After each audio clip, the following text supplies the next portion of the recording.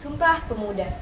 Kami, putra-putri Indonesia, mengaku bertumpah darah yang satu, tanah air Indonesia. Kami, putra-putri Indonesia, mengaku berbangsa yang satu, bangsa Indonesia. Kami, putra dan putri Indonesia, menjunjung tinggi bahasa persatuan, bahasa Indonesia. Jakarta, 28 Oktober tahun 1928. Tepat 95 tahun yang lalu, pemuda-pemudi Indonesia berkumpul dan mengikrarkan sebuah sumpah yang lahir dari Kongres Pemuda kedua. Sebuah ikrar yang begitu penting karena telah mempersatukan bangsa Indonesia yang memiliki berbagai latar belakang dan budaya. Tahukah teman, terdapat peran seorang wanita hebat di balik peristiwa tersebut yang tidak banyak orang ketahui. Siapakah ia?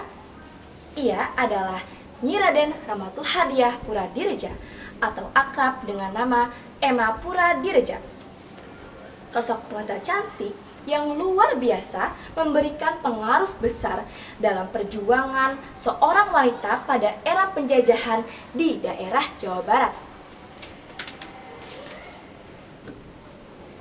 Emma lahir pada tanggal 13 Agustus tahun 1902 di Cilimus, Kuningan, Jawa Barat. Ia lahir dari pasangan Raden Kardata Puradireja dan Nyi Raden Siti Jariah. Emma merupakan anak pertama dari 4 bersaudara. Ia lahir dari keturunan Menak Sunda. Tetapi ia tidak menuliskan gelar Raden yang menunjukkan bahwa ia berasal dari keluarga Menak. Ia lebih memilih dipanggil Emma karena sikapnya yang merakyat. Teman-teman, banyak hal yang dilakukan Emma selama hidupnya. Ia aktif dalam kegiatan sosial, aktivis pergerakan, tokoh emansipasi wanita, dan seorang politis. Ia adalah sosok yang berkiprah untuk menyuarakan masalah perempuan. Kegigihannya memperjuangkan isu-isu perempuan itu menjadikannya tokoh emansipasi yang layak diperbincangkan.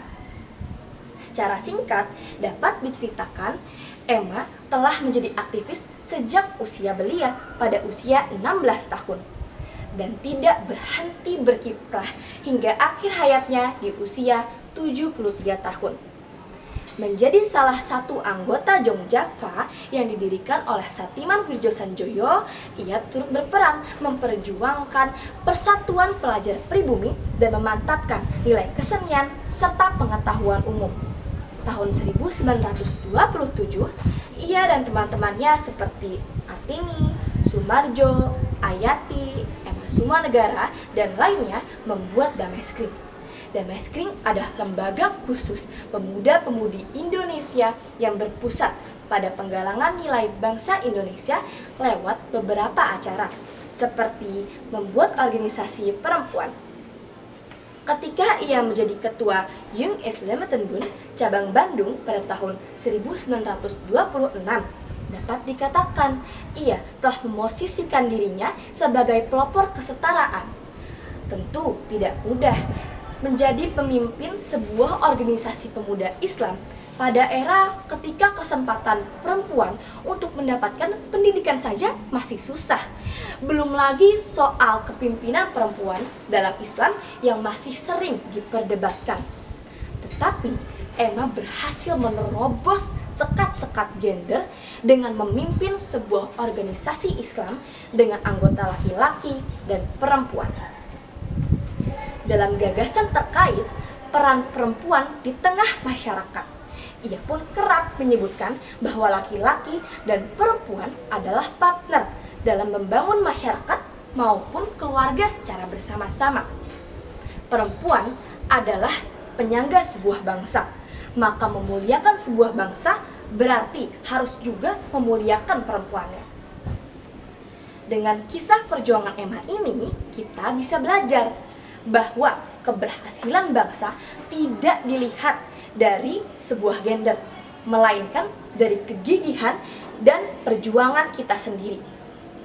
posisi perempuan dalam masyarakat harus berubah. Kaum ibu pada zaman sekarang harus ikut menjadi penyangga, ikut menanggung segala kondisi masyarakat, ikut berikhtiar, dan ikut bekerja bagi kemuliaan bangsa.